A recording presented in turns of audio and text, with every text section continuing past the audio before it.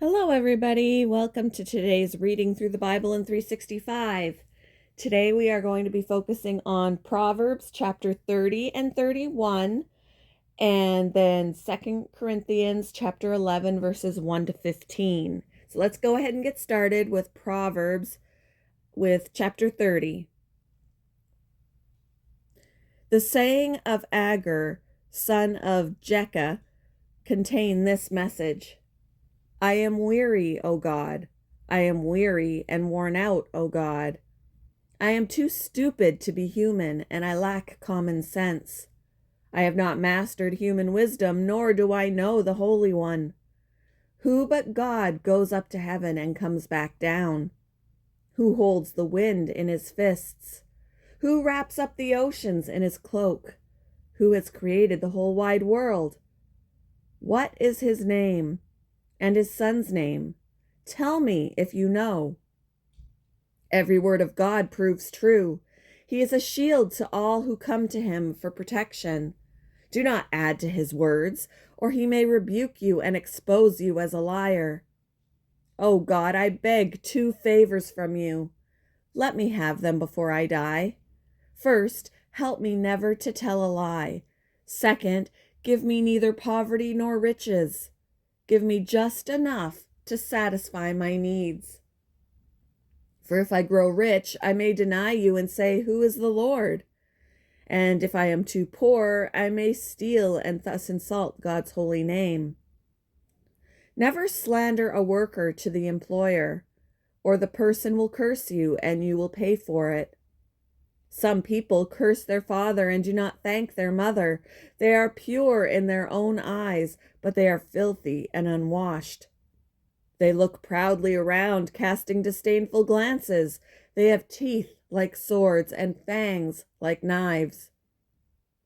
They devour the poor from the earth and the needy from among humanity.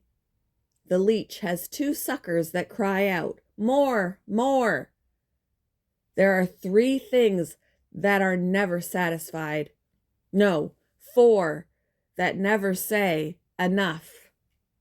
The grave, the barren womb, the thirsty desert, the blazing fire.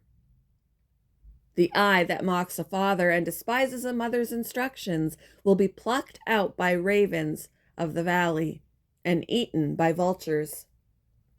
There are 3 things that amaze me. No, 4 things that I don't understand.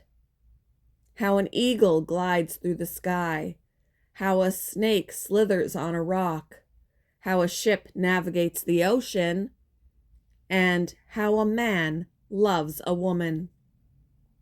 An adulterous woman consumes a man, then wipes her mouth and says, What's wrong with that? There are 3 things that make the earth tremble. No, 4 it cannot endure. A slave who becomes a king, an overbearing fool who prospers, a bitter woman who finally gets a husband, a servant girl who supplants her mistress. There are 4 things on earth that are small but unusually wise. Ants, they aren't strong, but they store up food all summer. Hyraxes, they aren't powerful, but they make their homes among the rocks. Locusts, they have no king, but they march in formation. Lizards, they are easy to clutch. No, not clutch. They are easy to catch, but they are found even in kings' palaces. There are 3 things that walk with stately stride. No, 4 that strut about. The lion, king of animals, who won't turn aside for anything. The strutting rooster. The male goat, a king as he leads his army. If you have been a fool by being proud or plotting evil, cover your mouth in shame. As the beating of cream yields butter, and striking the nose causes bleeding, so stirring up anger causes quarrels. Chapter 31. The sayings of King Lemuel contain this message. which his mother taught him.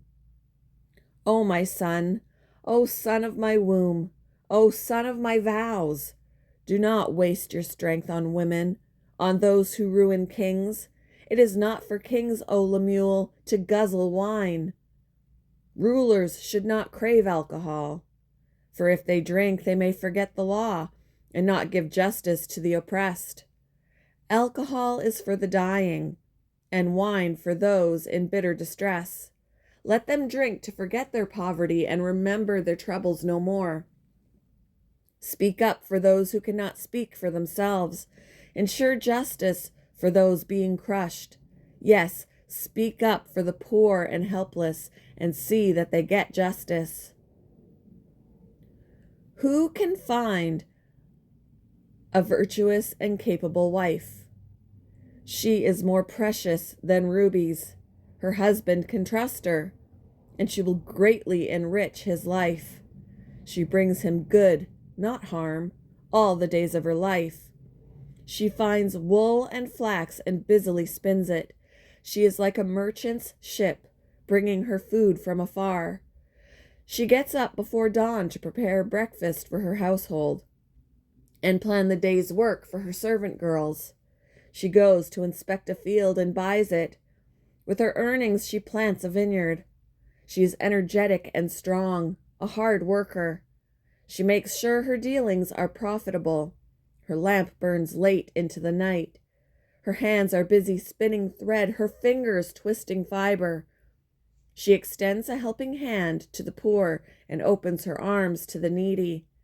She has no fear of winter for her household, for everyone has warm clothes.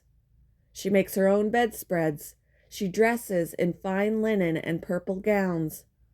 Her husband is well known at the city gates, where he sits with the other civic leaders. She makes belted linen garments and sashes to sell to the merchants. She is clothed with strength and dignity, and she laughs without fear of the future. When she speaks, her words are wise, and she gives instructions with kindness. She carefully watches everything in her household and suffers nothing from laziness. Her children stand and bless her. Her husband praises her. There are many virtuous and capable women in the world, but you surpass them all. Charm is deceptive, and beauty does not last. But a woman who fears the Lord will be greatly praised.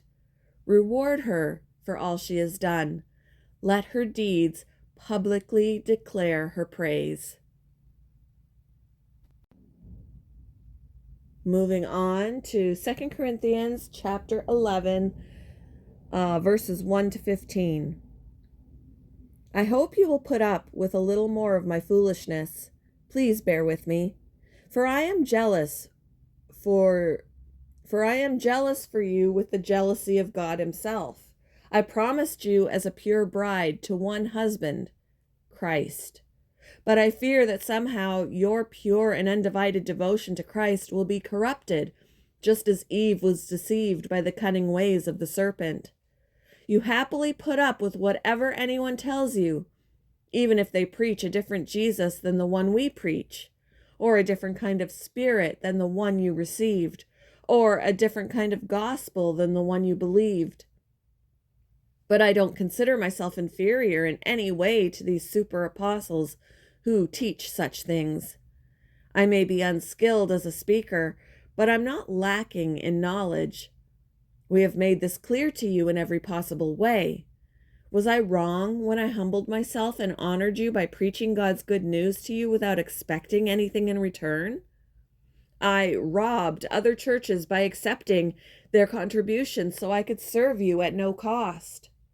And when I was with you and didn't have enough to live on, I did not become a financial burden to anyone, for the brothers who came from Macedonia brought me all that I needed.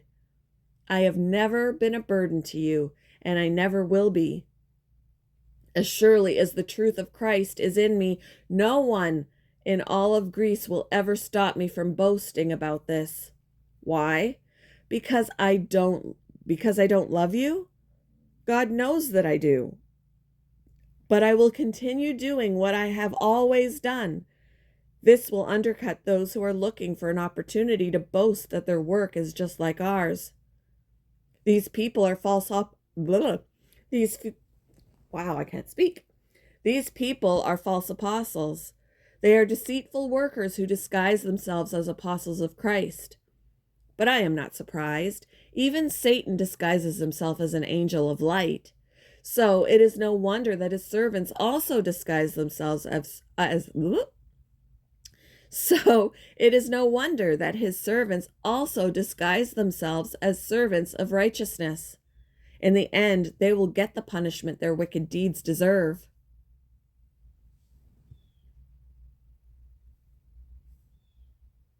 Thank you for joining me for today's reading through the Bible in 365. I hope you all have a wonderful Wednesday, and I will see you in the next one, guys.